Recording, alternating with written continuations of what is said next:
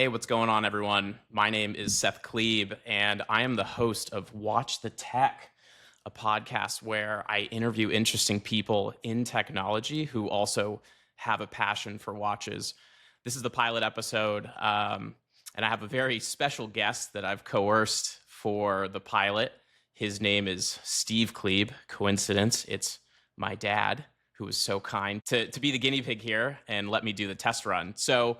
The Awesome. guy might not like watches, but he's had a pretty amazing career in technology. So you have been working in technology for about 40 years over the span of your career, and pretty much all within the payment technology space.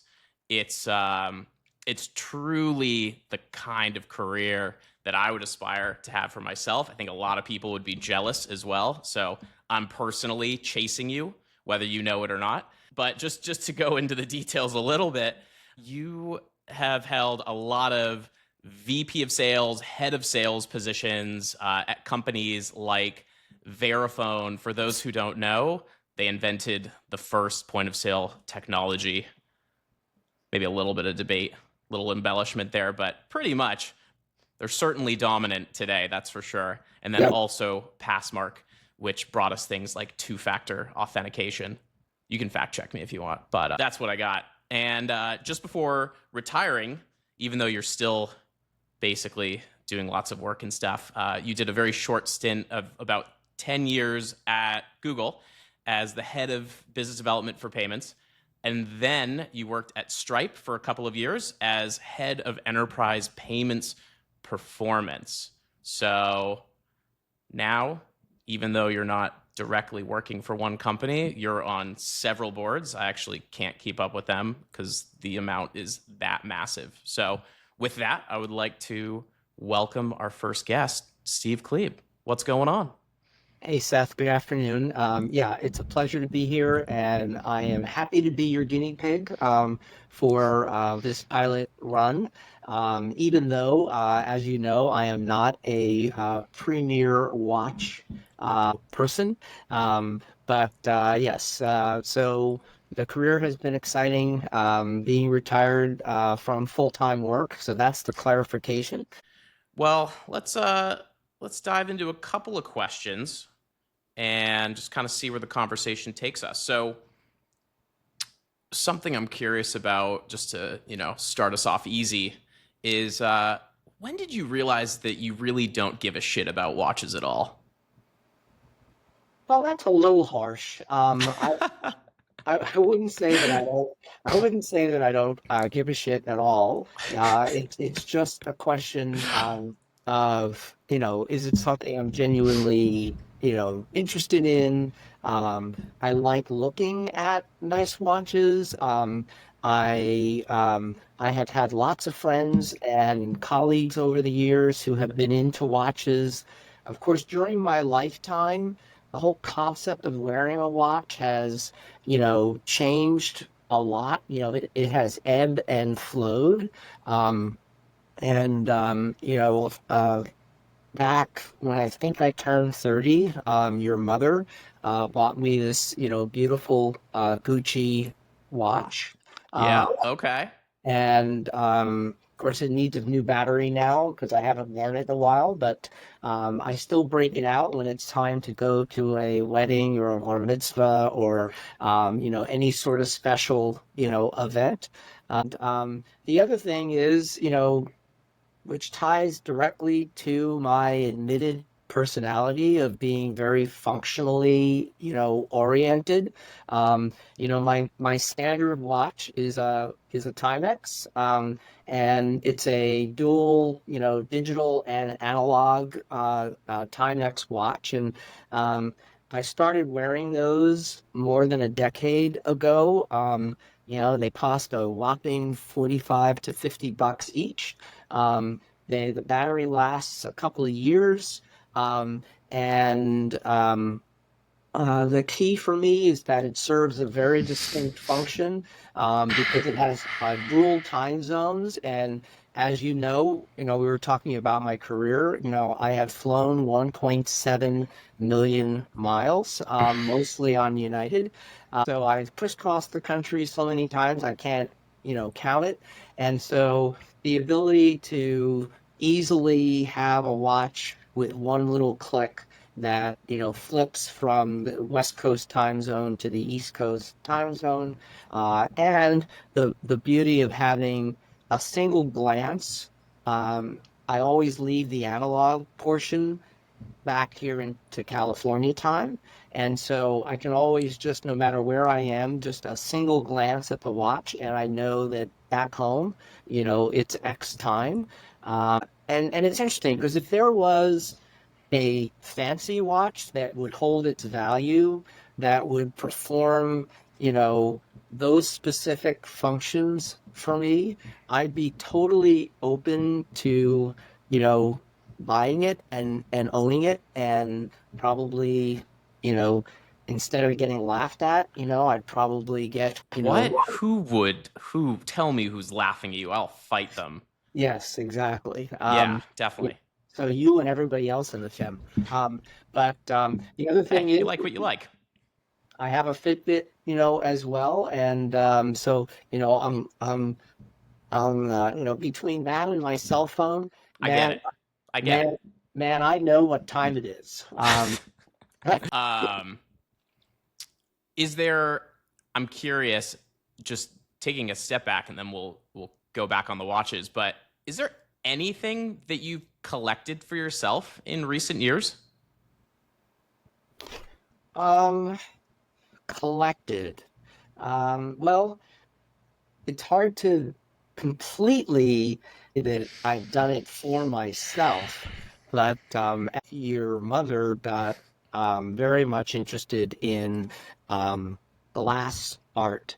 Um, and so, you know, we have a Chihuly and other like artist collection. We have a half a dozen pieces of Chihuly class, you know, glass art in our house. Well, if the watch podcast completely fails and crashes and burns, I think I'll just start a glass blowing one.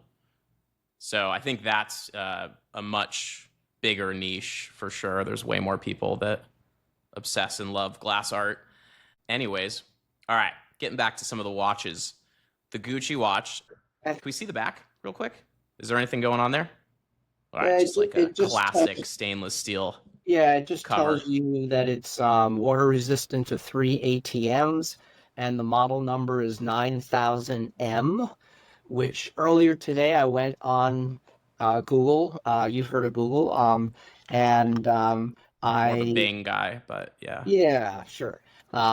And I did a search for that particular model of Gucci Okay. watch, and you know there were whole bunches of them that anywhere from like I saw $300 to like $2,000 ranges on eBay. You know, Oh yeah, it's a beautiful watch. definitely.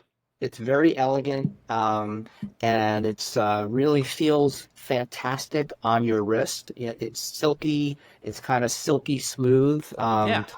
Yeah, and of course, you know that you know we both know someone who's a jeweler in the nearby town.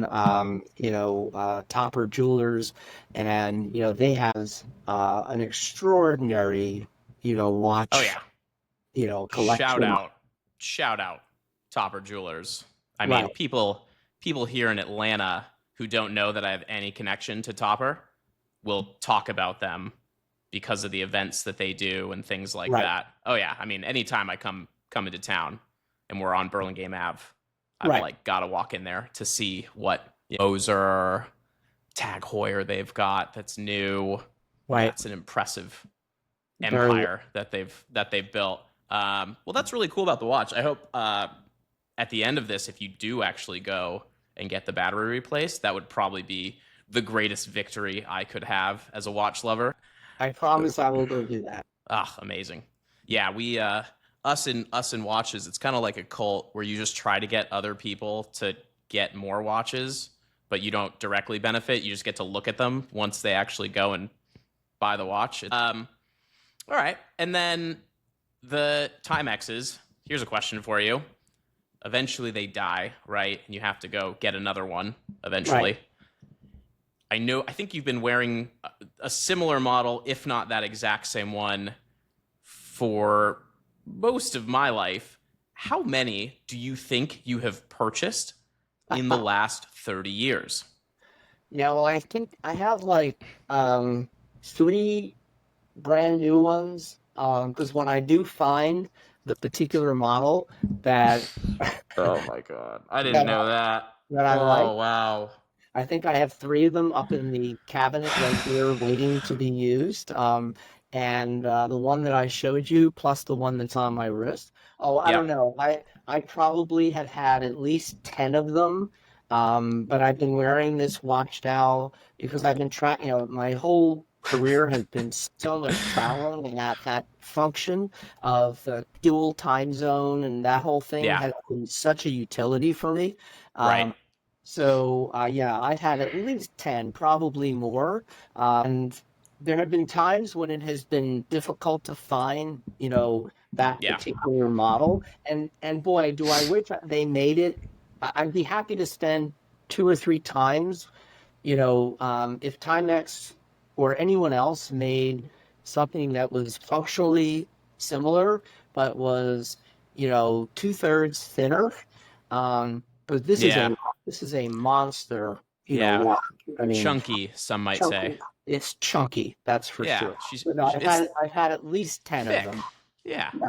But even at $50 each, 10 of them, over 20 plus years, 20 Yeah. years. Oh, yeah. And yeah, and of course, the place where I used to go to get batteries replaced was a victim of the pandemic in Mm. Hillsdale Mall. So, Right. Well, two things. One you'll probably laugh at, and then one you'll probably find is crazy. The first being, I had to recently send in one of my Rolexes to get serviced.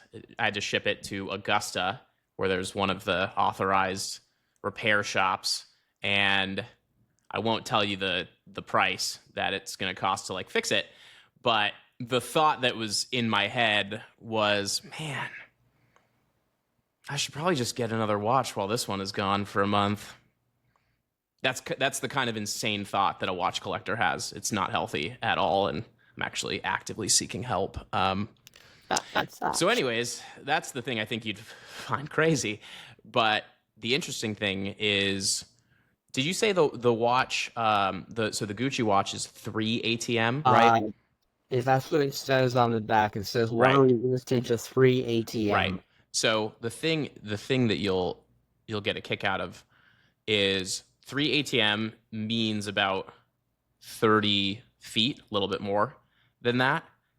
But any watch wearer will tell you they wouldn't even swim with it because it doesn't actually mean 30 feet. What that actually means is you can shower with it, wash your hands with it, but like don't actually get in a pool with the thing because it only works under the most perfect, pristine conditions. Yeah, Yeah, I swim with both the right. Fitbit and the Oh Timex. yeah, no Never issue. never have any issues. Yeah, no issues And at all. I definitely had the Gucci submersed. Um, and when I am wearing it, I surely wear it into the shower. And I have never had, an issue. Yeah.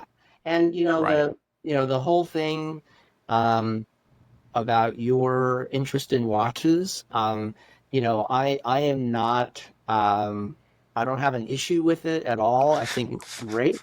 I know you work hard and you play hard.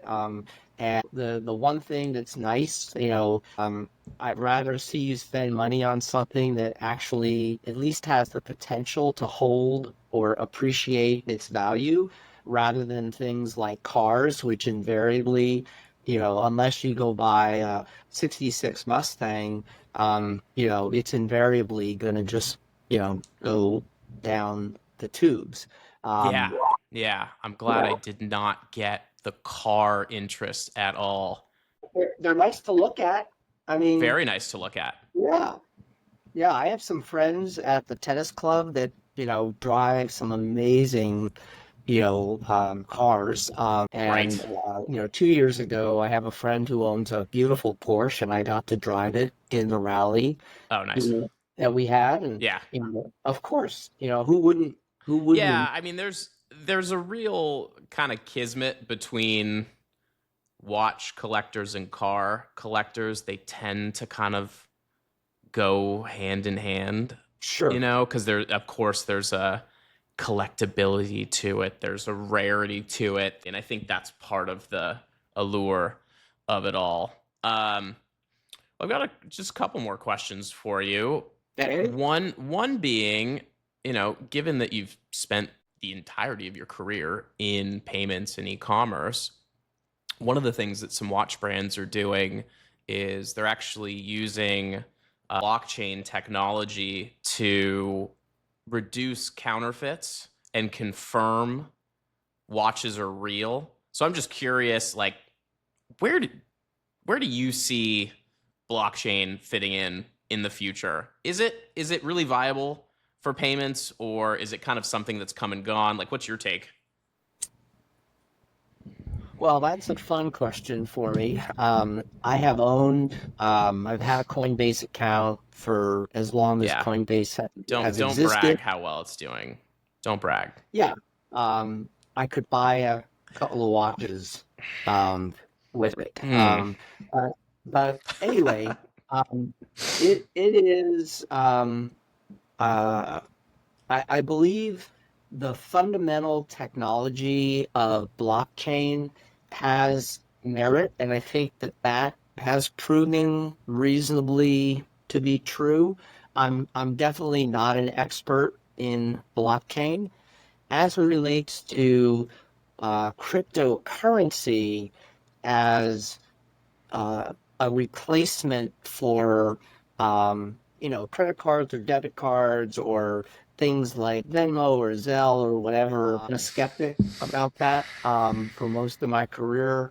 The original um, pundits who were promoting it were talking about the fact that it was going to bring the cost of payments down to virtually zero. But of course, there was no regulation in place, which was not going to last because if it's going to become mainstream, it's going to have to be regulated.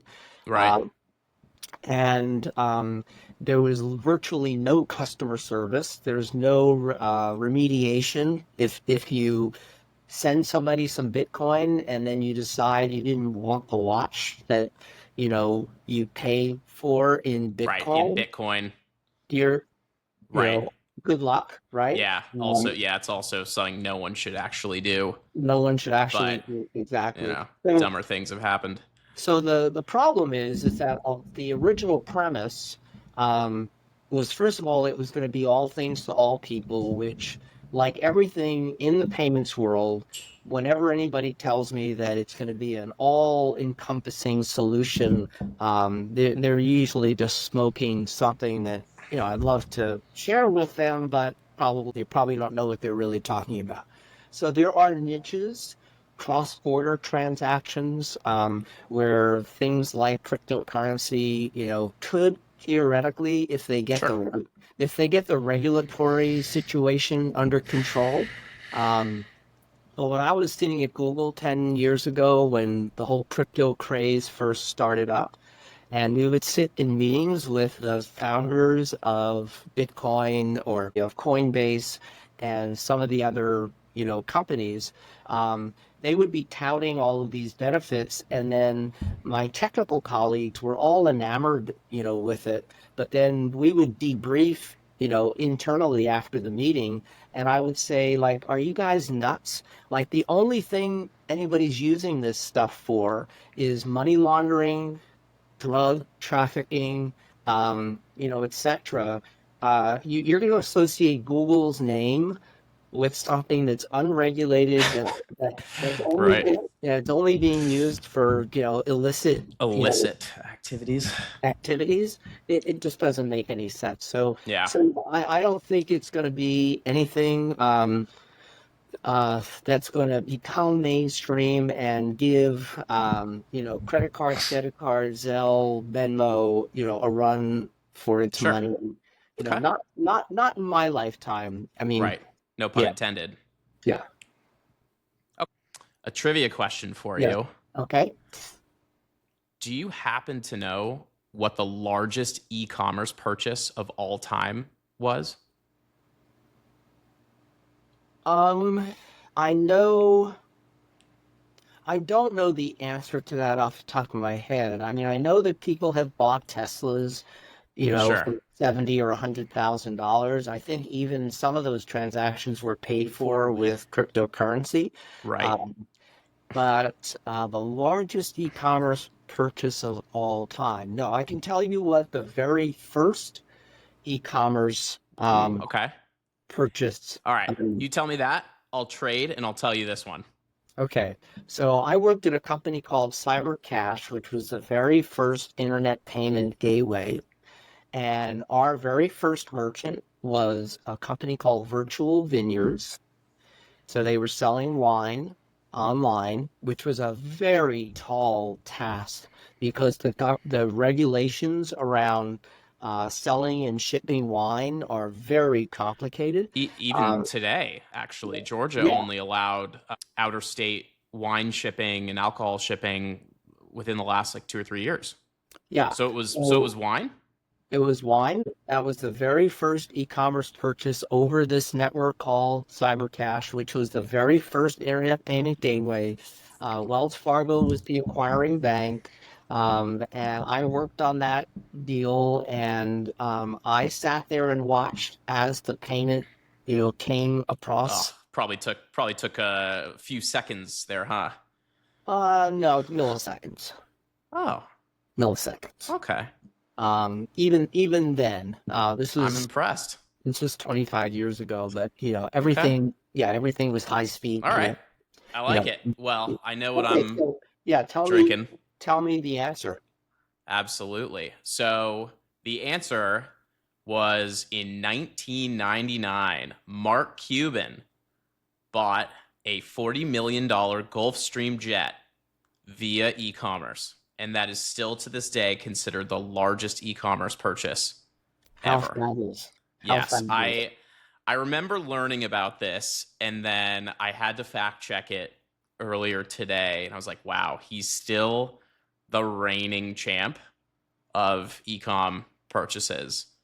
If he bought that with a Amex, the points, oh my god, it's like the GDP of Maine. All right. Anyways, thank you for humoring me on that. I was just curious if you knew. Is there anything that you want to plug or share with the people that are eventually, hopefully, going to be watching this? Sure. So, watching, no pun intended, right? Um, so, New York, I can't help it. I'm from the Unless Bronx. it's on Spotify where there's no watching. Oh, We'll okay. see. Yeah, Yeah. but So, what can I say? A kid from the Bronx, I've got to be sarcastic and make jokes. As we mentioned earlier, I'm on several advisory boards, and small private company boards. Um, and one of them, which is a female-led company called Gift Pass App.com. And so they, even though I still use an Android phone, they don't yet have an Android app, but anyone who's got an iPhone can download the app, and you basically can buy and send virtual gift cards for very, first tier mainstream, retailers all around the country. They're just adding a virtual Visa gift card as well. And so I figured that'd be the one that I would mention. And so again, giftpassapp.com.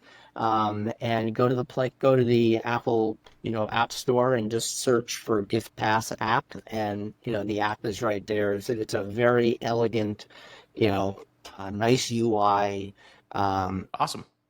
app, and they process on Stripe. And that's how we met originally. She was having some issues getting her account live on Stripe, and I helped helped her do that. And then we became friends, and I joined her board. It's an awesome story. Great company as well. I will definitely download it. You can't because you have an Android, so Right. sucks. It's But coming. is what it Android, is. Is what it is. Android is coming. Okay, got Yeah. it. Got it. Well, once again, thank you so much for being a part of the pilot. It's very special to me.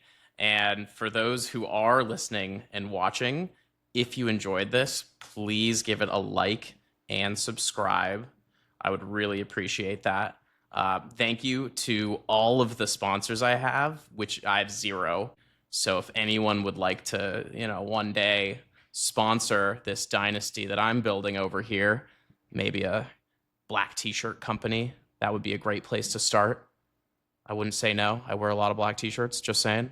I've been your sponsor your whole life, so I'm gonna let other people step up at this point. Yes, please. So anyways, on a serious note as well, if you'd like to message me to actually get help in finding a watch for yourself or someone else, or you already know what you want, but you don't know quite where the best place is to buy it at the right price from the right retailer, you can email me at watchthetechpod@gmail.com, and I can actually help you out with that. I'm very good at that stuff. So that's watchthetechpod@gmail.com. Let me help you find a watch. So with that, we'll end the episode, and thank you so much.